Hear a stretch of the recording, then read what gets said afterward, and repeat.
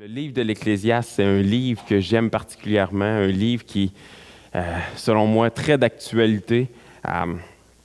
On voit, si vous avez été là au premier message, au premier chapitre, où ce que c'est Matthieu qui apportait une introduction, et on croit ici que l'auteur du livre de l'Ecclésiaste était Salomon. On voit qu'au travers de ça, au travers de toute l'Ecclésiaste, Salomon est en train de porter un regard honnête sur la vie. Un regard qui est froid. Il a enlevé un peu les émotions de là. Il regarde vraiment la vie autour de lui, puis il est honnête avec ce qu'il voit. Puis il essaie de faire du sens de l'existence. Un sens à la vie qui est autour de lui, un sens à sa propre vie, sans la présence d'un Dieu créateur. Donc il est en train de se demander, est-ce que ma vie fait du sens sans la présence d'un Dieu créateur, sans la présence d'un Dieu qui m'a créé, un Dieu d'amour.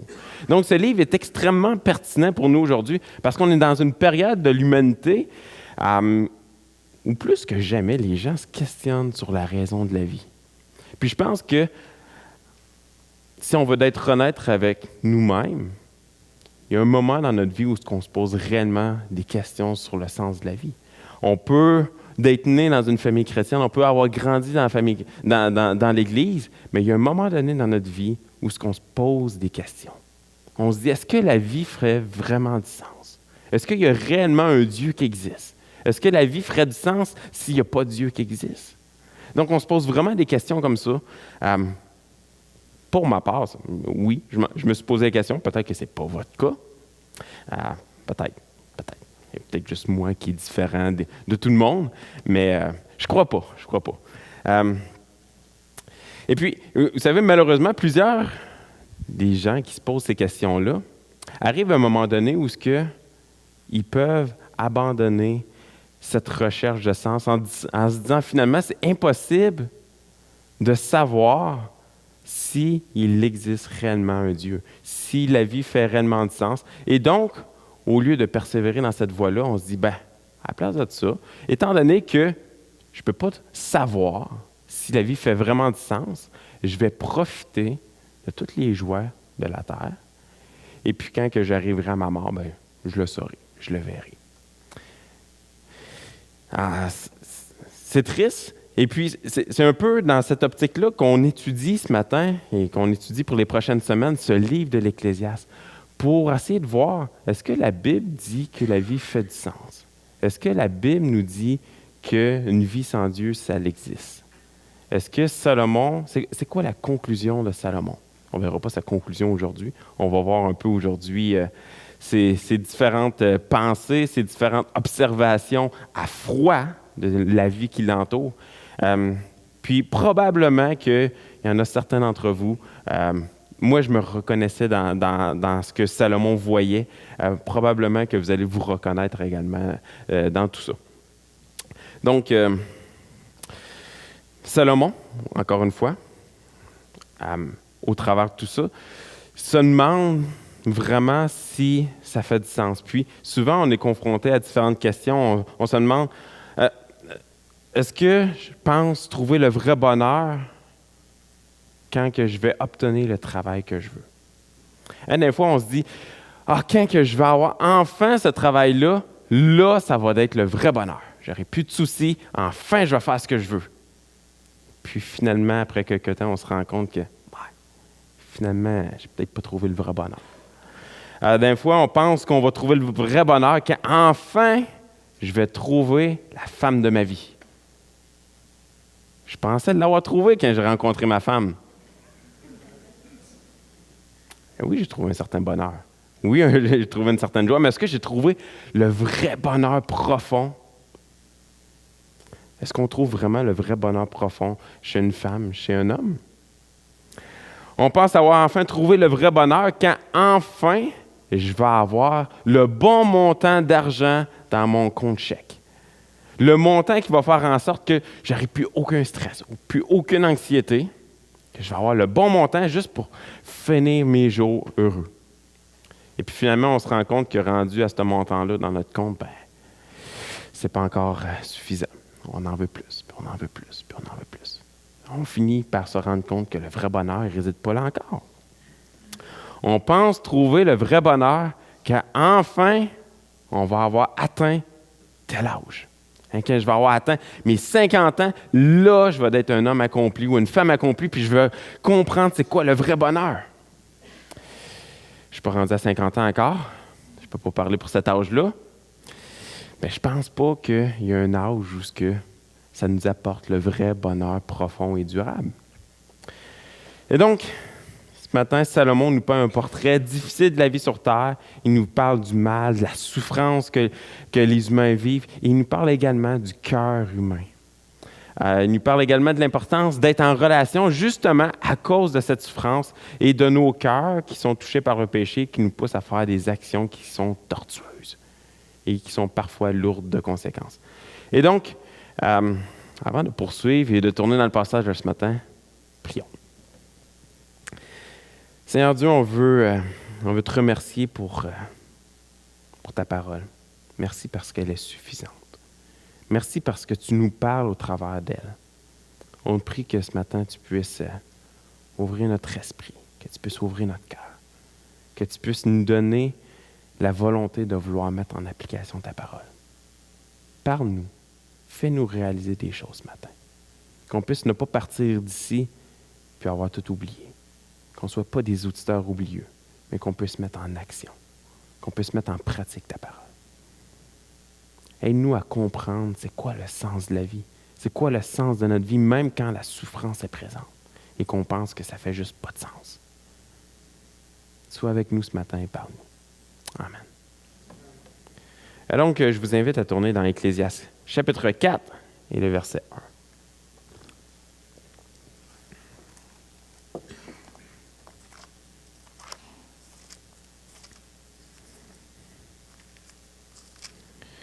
Donc, Ecclésiaste chapitre 4, et je vais vous tourner. Les versets 1 à 3. « J'ai considéré ensuite toutes les oppressions qui se commettent sous le soleil, et voici, les opprimés sont dans les larmes, et personne qui les console. Ils sont en butte à la violence de leurs oppresseurs, et personne qui les console. Et j'ai trouvé les morts qui sont déjà morts, plus heureux que les vivants qui sont encore vivants. Et plus heureux que les uns et les autres, celui qui n'a point encore existé et qui n'a pas vu les mauvaises actions qui se commettent sous le soleil. » Et donc, le vrai bonheur, est-ce qu'il se trouve dans nos consolateurs? Quand on est oppressé, est-ce que le vrai bonheur se trouve auprès de ces gens qui viennent nous consoler?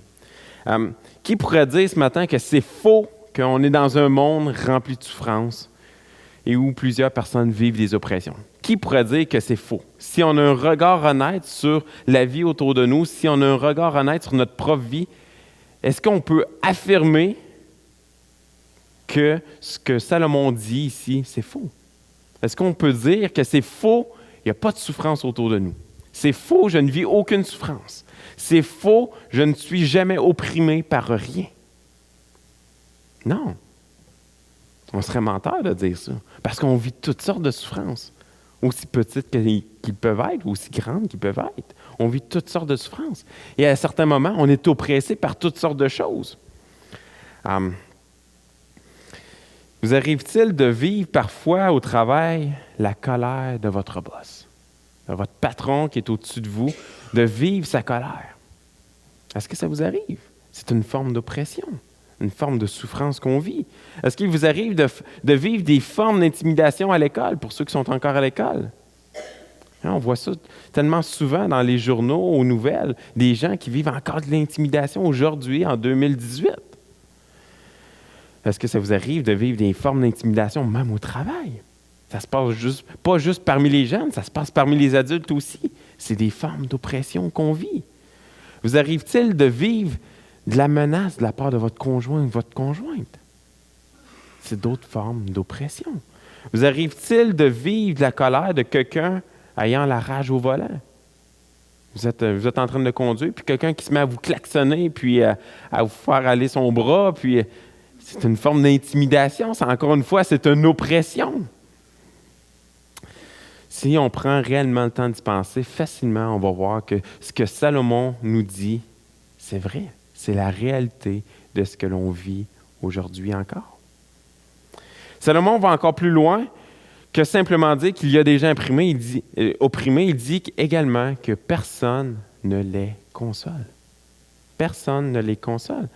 Et la solitude dans la souffrance, c'est une réalité qui est présente et une réalité qui est très difficile. Combien de gens souffrent dans le silence et qu'il n'y a personne pour les consoler? Combien de fois qu'on vient ici à l'église le dimanche matin avec un masque d'en face, un masque qui fait paraître un beau sourire, qui nous fait paraître joyeux, qu'on se fait dire « Hey, comment ça va? Hey, ça va bien. » Alors que ça va vraiment pas bien dans notre vie, alors qu'on vit toutes sortes d'oppressions, qu'on vit toutes sortes de souffrances et qu'on préférerait avoir resté à la maison en petite boule, dans notre petit coin, à ne pas voir personne. Combien de fois ça nous arrive?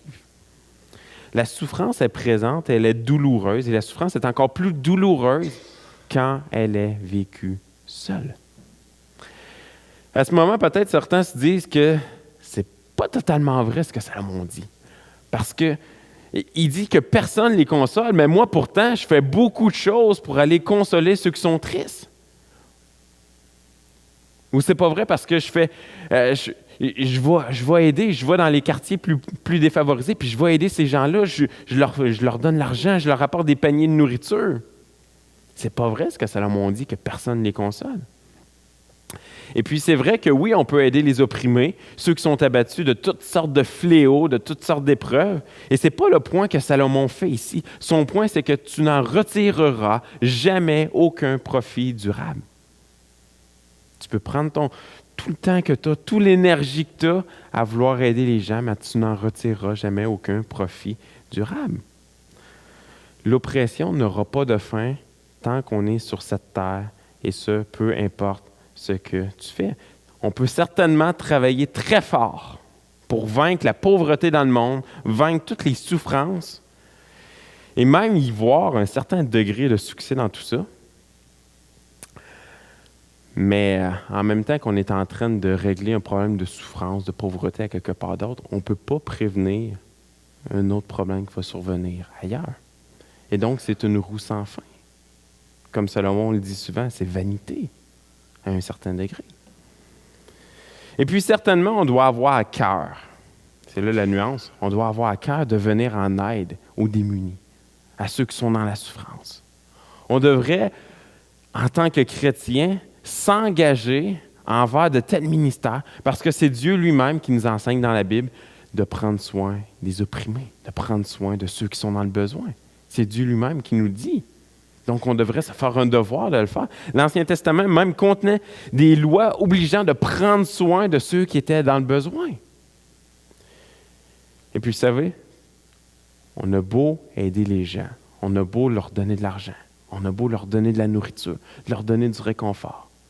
Mais tout ça est vain si Jésus-Christ n'est pas dans l'équation.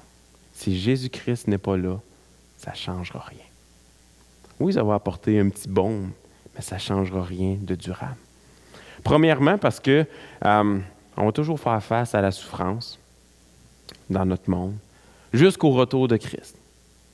C'est la réalité, c'est ce que la Bible nous dit. On va faire face à la souffrance dans notre monde jusqu'à ce que Jésus revienne. Peu importe les actions qu'on va poser. Tant que le péché sur terre ne sera pas complètement anéanti jusqu'au retour de Jésus, la souffrance va demeurer. Toujours. Et puis deuxièmement, de venir en aide aux oppressés sans Jésus dans l'équation n'apportera pas de changement durable dans le cœur des gens. Comme je l'ai dit, on peut offrir du temps, on peut offrir de l'énergie, de l'argent, de la nourriture, et certainement que ça va réconforter des gens, mais ça ne doit pas être une fin en soi. Le but devrait être de les emmener, de faire de tels gestes pour les emmener à comprendre l'amour de Jésus-Christ, qui désire les débarrasser du fardeau du péché et de les revêtir, pas de vêtements physiques, de les revêtir de sainteté. Et toute cette réalité-là que Salomon nous amène est douloureuse, parce qu'il dit qu'il est mieux d'être mort ou de ne jamais avoir vu la vie. C'est fort. Salomon, il regarde la vie, puis il se dit, il y a tellement de souffrance, c'est tellement douloureux qu'il est mieux d'être mort ou de ne jamais avoir vécu. C'est fort. Puis Salomon, ici, il n'est pas en train d'encourager les gens. Ah, la vie est tellement souffrante, on va mourir. Hein? Il n'est pas en train d'encourager les gens au suicide. Son point est que, d'un point de vue humain, tout est vanité autour de nous. Rien ne demeure. La souffrance est constamment présente sous différentes formes et on a l'impression que jamais ça va cesser et que souvent on doit faire face à tout cela tout seul. Et c'est le regard froid qu'il porte sur la vie. Et rappelez-vous que dans sa vision, dans ce qu'il regarde du monde, Dieu n'est pas dans l'équation. Il a mis Dieu aux côtés de l'équation et il essaie de voir la vie si elle fait du sens sans Dieu. Et puis ça me rappellera toujours un peu les paroles de Jésus qui dit « Venez à moi, vous tous qui êtes fatigués et chargés, et je vous donnerai du repos. » Le vrai repos, la vraie délivrance de toute l'oppression, de toutes les souffrances qu'on vit, on ne la trouvera pas dans les choses que la terre nous offre. On ne la trouvera pas dans l'argent, on ne la trouvera pas dans les plaisirs du monde, ni dans nos relations de façon durable, mais auprès de celui qui est venu offrir le vrai repos, qui est Jésus-Christ. Et donc, on passe au verset suivant, les versets 4 à 6.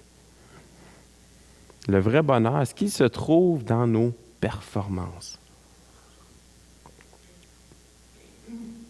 J'ai vu que tout travail et toute habileté dans le travail n'est que jalousie de l'homme à l'égard de son prochain. C'est encore là une vanité et la poursuite du vent. L'insensé se croise les mains et mange sa propre chair. Mieux vaut une main pleine avec repos que les deux mains pleines avec travail et poursuite du vent. Et puis, tout ce chapitre 4 orbite autour des relations. Le fait qu'on est des êtres relationnels et qu'on a besoin des uns des autres. On a besoin d'être entouré de gens, de relations. Et puis, si on prend le fil conducteur, les relations de ce chapitre, on peut comprendre que ce que Salomon dit dans les versets 4 à 6, c'est que le travail peut être mal utilisé dans notre vie et nuire à nos relations humaines. Tranquillement, Salomon révèle le cœur de l'être humain en disant que les racines de notre cœur sont tortueuses. On a souvent beaucoup d'ambition face au fait de performer au travail, être le meilleur dans son domaine. Et à la base, c'est pas mauvais de vouloir offrir de la qualité, parce que tout ce qu'on fait au final, la Bible nous dit que soit que vous mangez, soit que vous dormez, faites tout pour la gloire de Dieu. Fait, oui, il faut offrir de la qualité. Mais si on veut être honnête avec nous-mêmes, nos actions ne sont rarement, jamais 100% pures. Donc, on a beau vouloir avoir de l'ambition, vouloir performer. Notre cœur est tortueux.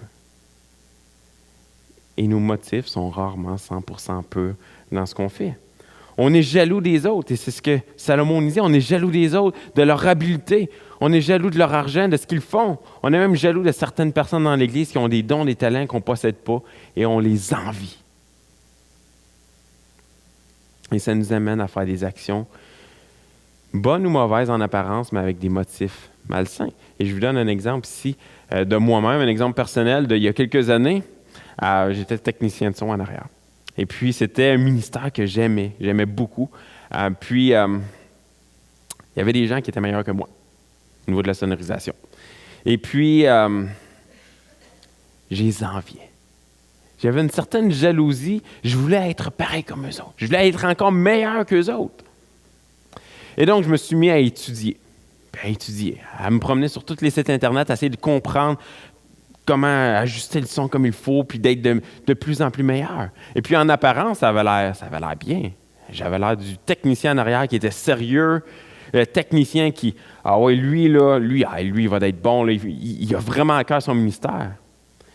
Puis, quand on y réfléchit, quand que je regarde les motifs de mon cœur, les motifs de mon cœur n'étaient pas 100% purs.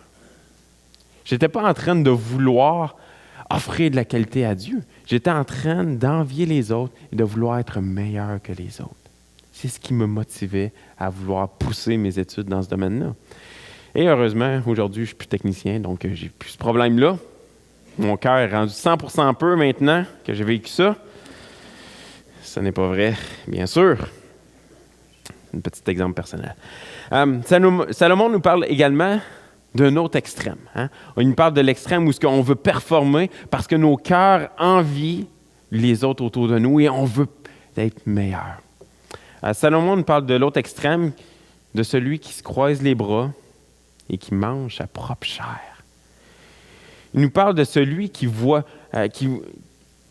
l'extrême, puis qui décide d'aller complètement à l'opposé. Il se dit, moi, non, je ne performerai pas. Au contraire, je vais m'asseoir, puis je ne ferai rien. Je ne pousserai rien. Comme ça, je n'ai pas l'air du gars qui a envie les autres, je n'ai pas l'air du gars qui veut performer.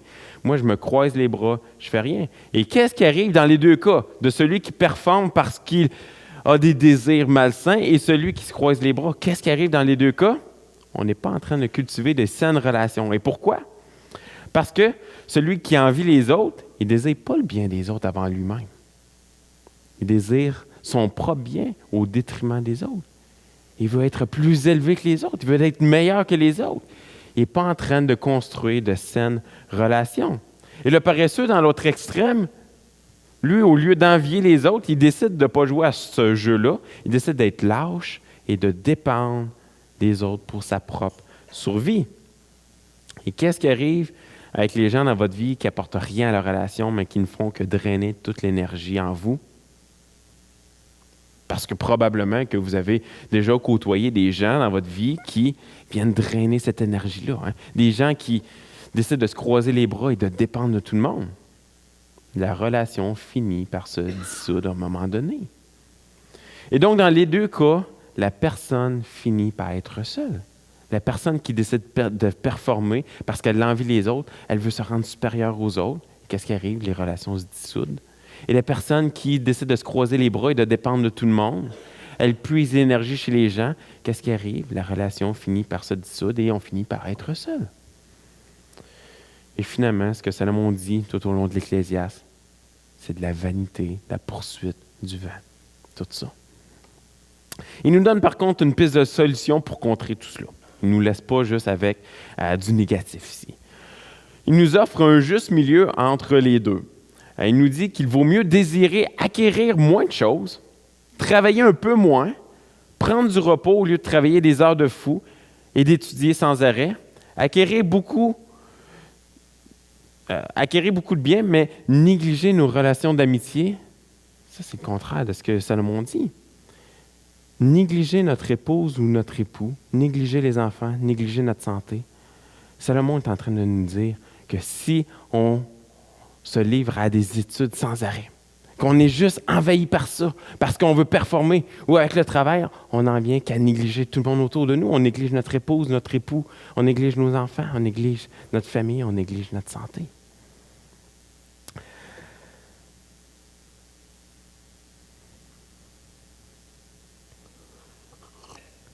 J'ai trouvé ici une image sur Internet que je trouve qui reflète bien le cœur humain, qui reflète bien notre poursuite du bonheur dans les choses terrestres, dans le travail, dans peu importe les sphères. Les hommes de tous les temps ont tenté de chercher le vrai bonheur dans les choses terrestres. Et puis, je vous ai mis ici vraiment des problèmes avec mon PowerPoint ce matin. Donc, je vais vous lire quand même. Serait-il plus facile de décrire ce en quoi la joie ne peut se trouver? Donc, c'est un article que j'ai trouvé sur Internet. Et donc, la joie, elle ne peut se trouver dans les non-croyances. Bon, je ne sais pas si c'est un terme qui existe réellement, les non-croyances. Mais ici, on a l'exemple de Voltaire qui était un des plus grands non-croyants. Un des plus grands qui n'avait pas de croyance. Là. Il ne voulait pas croire en Dieu. Puis il a écrit « J'aurais aimé ne jamais être né ». Hein? Voltaire qui pensait trouver la joie dans le fait de ne pas croire en rien. Et finalement, il a dit un jour « J'aurais aimé ne jamais être né ». Pensez-vous que trouver la joie dans le fait de ne pas avoir de foi, de ne pas avoir de croyance? Dans les plaisirs, si quelqu'un a vécu une vie remplie de plaisirs, c'est bien Lord Byron. Lui-même, écrivit, « Le ver, l'ulcère et le deuil sont à moi seul. » Il nous parle de la solitude. Il était seul, la solitude. Il a vécu tous les plaisirs que la terre pouvait offrir et finalement, tout ce qu'il a trouvé, c'est de la solitude. Il n'a pas trouvé le bonheur. On pourrait penser que peut-être le bonheur se trouve dans l'argent. Et Jay Gould, l'Américain millionnaire, en avait bien assez. Il avait beaucoup d'argent. Et sur son lit de mort, il dit « Je suppose que je suis l'homme le plus misérable du monde. » Pensez-vous qu'il a trouvé la joie, le bonheur durable dans son argent? Non. Peut-être qu'on pense qu'on va le trouver dans notre statut social. Hey, si je performe, je vais atteindre tel degré, tel échelon, je vais être populaire, et là, je vais trouver le vrai bonheur. Et Lord Beaconsfield a plus que profité de ces deux choses-là, le statut et la popularité. Puis il a écrit « La jeunesse est une erreur, le passage à l'âge adulte est une lutte, et la vieillesse est un regret. » Il n'a pas trouvé le bonheur durable dans ses statuts et la popularité. Et peut-être qu'on se dit qu'on va le trouver dans la gloire militaire. Alexandre le Grand a conquis le monde tel qu'on le connaît aujourd'hui, et malgré cela, il pleura dans sa tente en se disant « Il n'y a plus d'endroit à conquérir. C'était jamais assez. » Il pensait trouver le vrai bonheur, la vraie joie dans ses conquêtes militaires. Et puis finalement, il n'en avait jamais assez. C'est une roue sans fin. Où donc se trouve, ou en quoi se trouve la vraie joie, le vrai bonheur? Et la réponse est simple, en Jésus seul. Et ça vient d'un article de 1993, The Bible Friend. Et donc, on réalise, juste avec ces quelques exemples-là, que les hommes de tous les temps ont tenté de trouver la joie durable, le vrai bonheur. Et on continue encore aujourd'hui à tenter de trouver le vrai bonheur dans les choses qui nous entourent. On n'est jamais satisfait. On n'est jamais pleinement satisfait. Ces hommes-là n'ont jamais été pleinement satisfaits. Ils pensaient tout avoir, finalement, ils se sont rendus compte à la fin de leur vie qu'ils étaient seuls, qu'ils n'ont jamais rien trouvé de bon.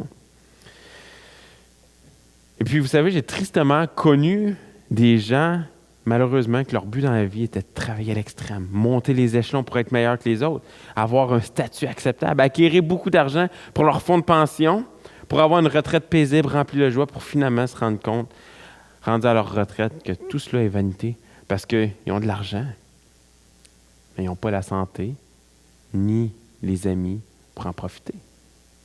Parce qu'ils se sont tellement donnés que les relations se sont dissous autour. La santé, ils ont tellement donné que leur santé en a pris un coup. Puis ils en arrivent à leur retraite, puis on a bien de l'argent, mais on n'a plus de santé, puis on n'a plus d'amis. C'est vanité.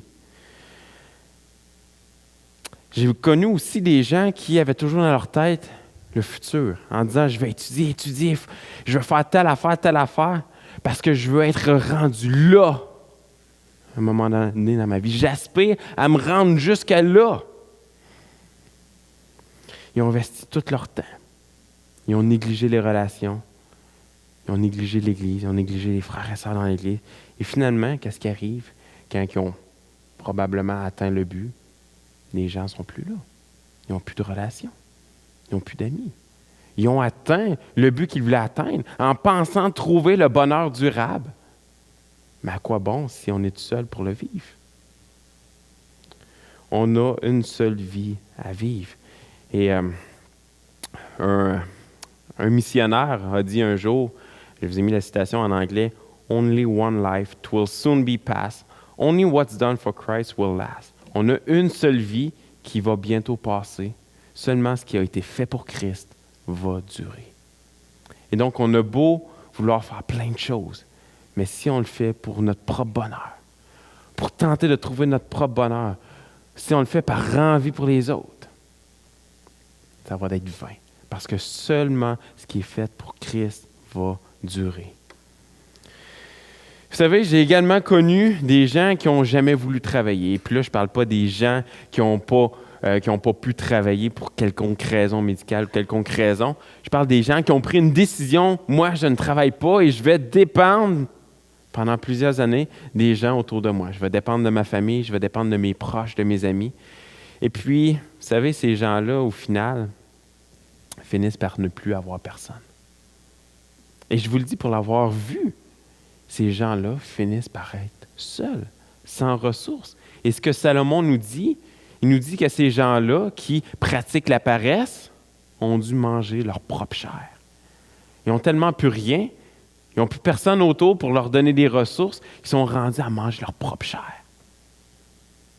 Parce qu'ils ont tellement dépendu des autres, ils ont tellement pris l'énergie des autres, que tout le monde s'est dissipé autour. Et donc, ce matin, prenez le temps de réfléchir à votre propre vie. Où est-ce que vous en êtes? C'était une réflexion que j'ai eue cette semaine en préparant ce message-là. Où est-ce que j'en suis, moi, avec ma recherche du bonheur?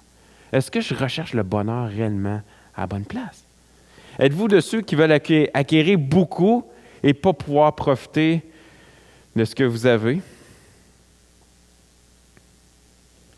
Est-ce qu'on travaille à cultiver nos relations parce que le jour où on va être trop pressé, qu'on va être dans la maladie, sans bien matériel à cause que notre maison passe au feu, est-ce qu'on est en train de cultiver nos relations pour quand on va vivre ces moments-là, qu'il y ait des gens qui vont être autour de nous pour nous consoler, pour nous emmener à Christ?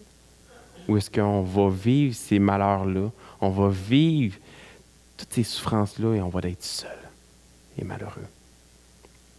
Où est-ce qu'on en est? Et Salomon continue avec le vrai bonheur. Est-ce qu'il se trouve dans les résultats de notre travail? Et donc, très semblable au verset qu'on vient de regarder, mais qui regarde sous un aspect un peu différent. Et donc, les versets 7 et 8. « J'ai considéré une autre vanité sous le soleil. Tel homme est seul et sans personne qui lui tienne de près. Il n'a ni fils ni frère. Et pourtant, son travail n'a point de fin. Ses yeux ne sont jamais rassasiés de richesse. Pour qui donc est-ce que je travaille et que je prive mon âme de jouissance? C'est encore là une vanité et une chose mauvaise. » Et donc, Salomon continue de taper sur le clou du travail, c'est pas un jeu de mots ici, afin de nous faire réfléchir à la vanité d'investir tout son temps et toute son énergie dans le but de jouir un jour et pourtant de finir seul et se rendre compte que tout l'argent accumulé a finalement pas comblé mon sentiment de vide et ma poursuite du bonheur. Parfois, certaines personnes sont tellement épris par le travail qu'ils aimeraient que le besoin de sommeil n'existe pas pour pouvoir continuer de travailler encore et encore et encore. Vous savez, moi-même, dans ma propre vie, encore une fois, donc ce que je vous dis ce matin, je le vis également, parfois je suis tellement pris par mon travail qu'une genre de bulle qui se forme autour de moi et que j'ai l'impression que c'est juste le travail. Et je me dis des fois que ces versets bibliques-là qui nous disent qu'on ne doit pas être enivré par le travail, ou en termes québécois qu'on utilise, workaholisme, des gens qui travaillent. Donc parfois, je suis tellement envahi par le travail que je ne vois plus rien autour. Les relations, je néglige les relations, je néglige tout ce qui est autour de moi, je néglige mon épouse. Et heureusement, j'ai une épouse qui me connaît et qui sait comment venir percer un peu cette bulle-là que je me forme. Et puis, vous savez, la réalité, c'est que le travail, il ne cesse jamais. Je me suis rendu compte de ça avec le temps. J'ai beau vouloir travailler des heures et des heures et des heures. Le travail ne cesse jamais. Il y a toujours quelque chose à faire. Ça n'a jamais de fin. C'est une roue sans fin. Il y a toujours quelque chose de plus que je peux faire. Et puis quand il y a toujours quelque chose de plus qu'on peut faire et qu'on le fait, on n'en vient qu'à négliger nos relations autour. Et c'est là que Salomon veut nous emmener. Quand on est trop dans le travail, qu'on voit juste le travail, on néglige nos relations. On néglige le temps précieux qu'on pourrait avoir avec notre épouse, notre époux, avec nos amis, à être en train de bâtir nos relations. C'est ce que Salomon nous apporte ici. Et il poursuit également au verset 9 jusqu'à 11. Il dit « Deux valent mieux qu'un, parce qu'ils retirent un bon salaire de leur travail. Car s'il tombe, l'un relève son compagnon, mais malheur à celui qui est seul et qui tombe sans avoir un second pour le relever. De même, si deux couchent ensemble, ils auront chaud, mais celui qui est seul, comment aurait-il chaud? » Et la suite du passage va très bien avec l'exemple personnel que je vous partageais. Je peux vous dire avec certitude que si j'étais seul dans ma vie, pas de femme, pas d'amis, je serais probablement dans cette roue sans fin de recherche du bonheur au travers du travail. On recherche un certain accomplissement dans le travail, un certain accomplissement qui va nous venir remplir ce vide en dedans de nous, ce vide du bonheur, de la joie qu'on recherche en tant qu'être humain. Heureusement, comme je vous ai dit, j'ai une épouse qui sait comment me prendre, quand me prendre, qui sait qu'on doit prendre des temps à part, qui pas m'oblige, mais qui sait qui sait de quelle façon m'emmener à OK, ce matin, chérie, on prend le calendrier, on prend notre agenda, et puis ici, on va mettre des temps ensemble. Ici, on va mettre telle affaire, telle affaire, telle affaire, pour pas que je sois toujours dans ce mode de travail, de recherche d'accomplissement, sans négliger mes relations. Et puis, dans ces versets qu'on vient de lire, versets 9 à 11, on voit l'importance des relations qui nous servent également à nous prévenir de la chute, de tomber dans une voie de destruction personnelle. Mon épouse est là, justement, encore une fois, pour me prévenir de cette chute-là, de la destruction personnelle par le travail. Dieu a également prévu dans son plan de rédemption de placer l'Église. Il a placé l'Église, un groupe de croyants afin de vivre en relation ensemble, pour qu'on puisse veiller spirituellement les uns sur les autres. Et on est dans une société qui est un petit peu plus individuelle. Et le mot communauté, le mot église, quand on utilise des termes pour dire un rassemblement de gens ensemble, des fois ça vient nous graffiner parce qu'on est dans une société qui prône l'individualisme, qui nous dit « je suis capable par moi-même, je n'ai pas besoin des autres. Je suis capable de me rendre jusqu'à tel point, à tel échelon, tout seul, je n'ai pas besoin des autres autour de moi. » Et Salomon nous dit que c'est l'une des choses que l'on doit poursuivre, les relations. La Bible nous dit à tellement d'endroits l'importance de poursuivre les relations. Dans le Nouveau Testament, combien de fois qu'on voit les uns les autres? Il nous parle des relations. On doit poursuivre ces relations-là pour justement nous prévenir de la chute.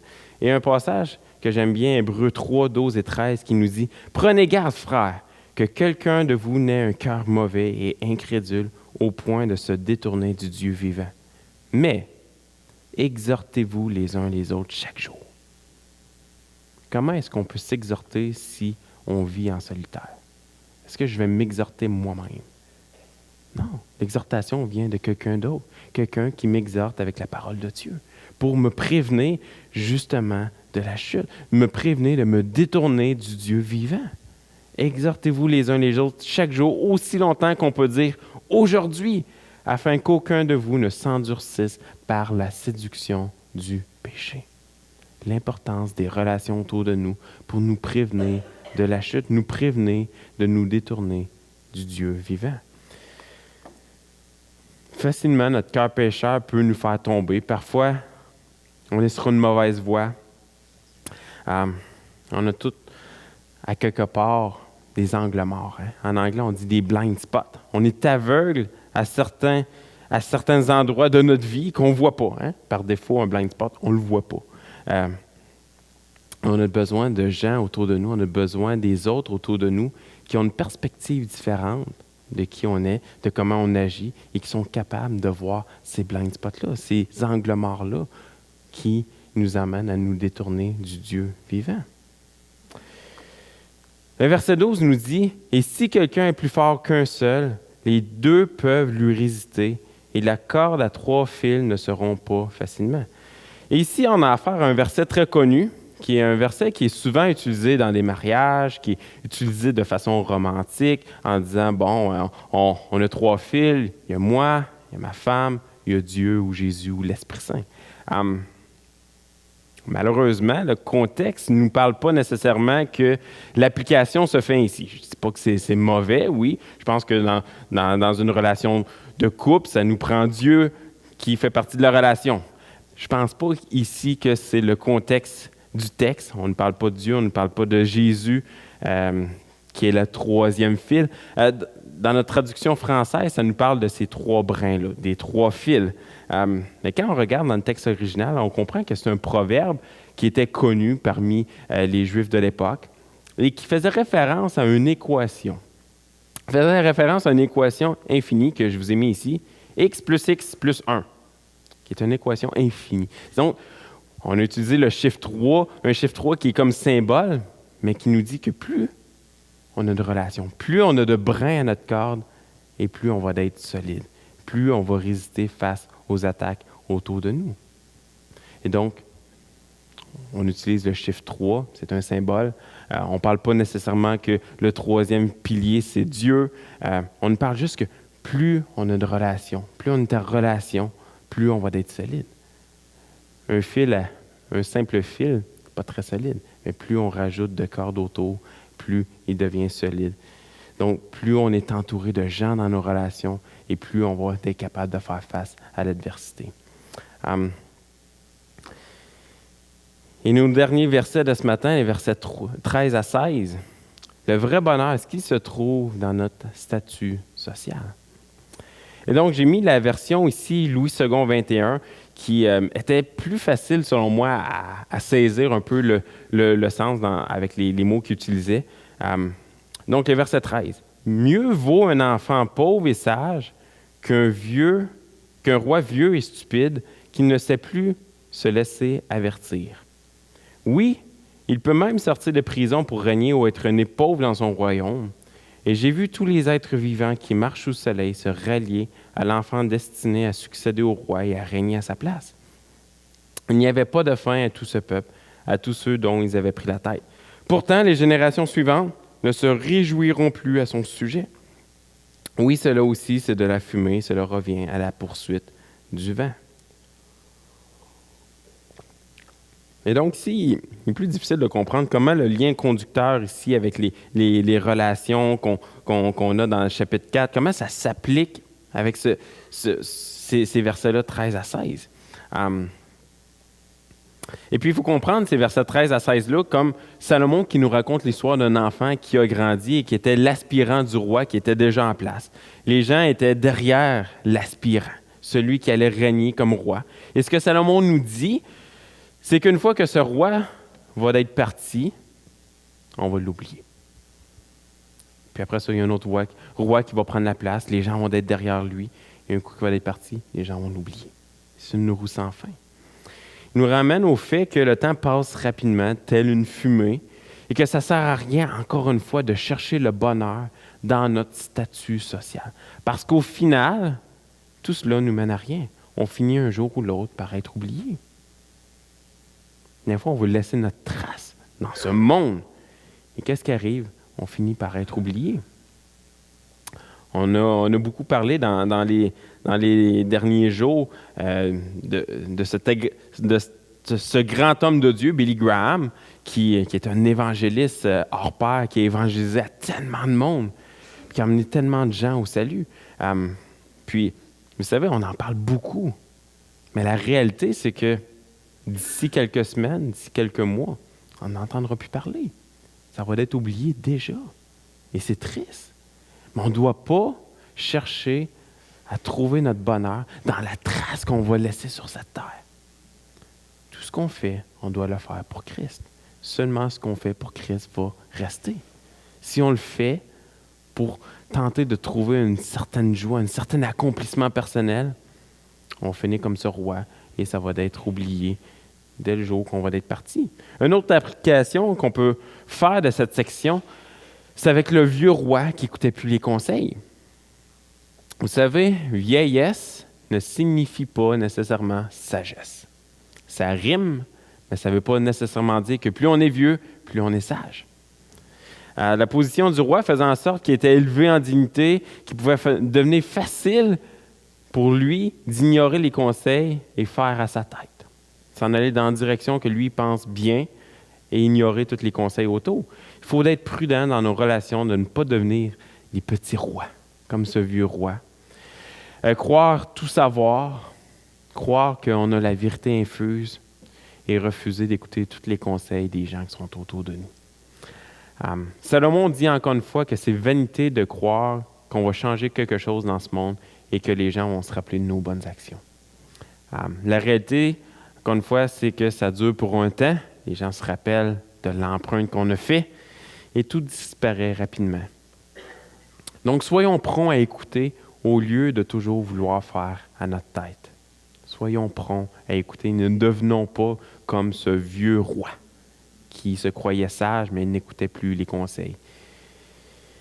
Une autre application, encore une fois, qu'on peut faire de ce passage-là, une dernière application qui va bien avec le contexte du passage, c'est que même si beaucoup de gens nous aiment notre travail et sont derrière nous, comme ce jeune roi qui était, comme ce jeune qui était l'aspirant du roi, il y avait beaucoup de gens qui l'aimaient, qui étaient en arrière de lui, qui l'encourageaient. C'est vain de croire que le bonheur va enfin être comblé. Les gens, un jour ou l'autre, finissent par nous décevoir, nous trahir, nous oublier. Et ça, c'est les relations humaines. Si on pense trouver notre bonheur dans nos relations humaines, donc on a parlé beaucoup de relations, de l'importance des relations, mais encore une fois, le bonheur ne se trouve pas dans nos relations. Et si on pense trouver le bonheur dans nos relations, on va se rendre compte un jour ou l'autre que notre ami proche va pécher contre nous, va nous trahir, va nous dire une parole qui va nous blesser. Qu'un jour, il va partir. Et on va se rendre compte que finalement, je n'ai pas trouvé le bonheur dans mes relations. Donc, ne soyons pas comme ce jeune aspirant qui avait beaucoup de gens en arrière de lui, mais que finalement, un jour, ces gens-là disparaissent. Et donc, on en arrive à une conclusion. On devrait chercher à renforcer nos relations, mais il serait insensé, encore une fois, de tenter d'y trouver notre bonheur le plus profond, de remplir ce vide en dedans de nous avec les relations. Oui, les relations sont bibliques, elles sont très importantes, mais elles ne procurent pas le bonheur en soi. Rappelons-nous que le vrai bonheur profond et durable sera trouvé qu'en Jésus seul. En plaçant notre foi en lui, en marchant avec obéissance selon sa parole, selon la Bible. Et donc, Jésus peut guérir parfaitement le cœur des gens oppressés. Et il est vain de vouloir venir en aide partout si Jésus n'est pas dans l'équation. Et donc ça nous ramène dans les premiers versets où oui, on peut aller aider les oppressés, les gens qui sont dans la pauvreté, les gens qui sont dans la souffrance. Mais si Jésus n'est pas dans l'équation, ça ne sert à rien. On va mettre un petit baume, mais un baume qui n'est pas durable. Si on veut leur rapporter un vrai bonheur durable, Jésus doit être dans l'équation. Travaillons à nos relations parce qu'elles sont précieuses pour notre croissance spirituelle. Si on est envahi par le travail, si on est envahi par les études, si on est envahi par plein de choses qui nous amènent à être solitaires et qu'on pense qu'on ne néglige pas nos relations, relisez ce chapitre-là de ce matin parce qu'on néglige nos relations. Et on a besoin des relations pour notre croissance spirituelle. On a besoin des relations pour nous prévenir de la chute. Troisièmement, mettons nos priorités aux bonnes places. Le vrai bonheur ne se trouvera jamais dans nos possessions, dans notre statut social. Et on l'a vu tantôt avec l'exemple des différents hommes que je vous ai mis, les hommes dans l'histoire du monde qui ont tenté de trouver le bonheur dans l'accumulation de possessions, dans les jouissances que la terre trouvait. Je vais essayer tous les plaisirs du monde et je vais certainement y trouver à un moment donné le bonheur. On ne trouve pas le bonheur dans les choses terrestres. Encore une fois, on le trouve en Christ.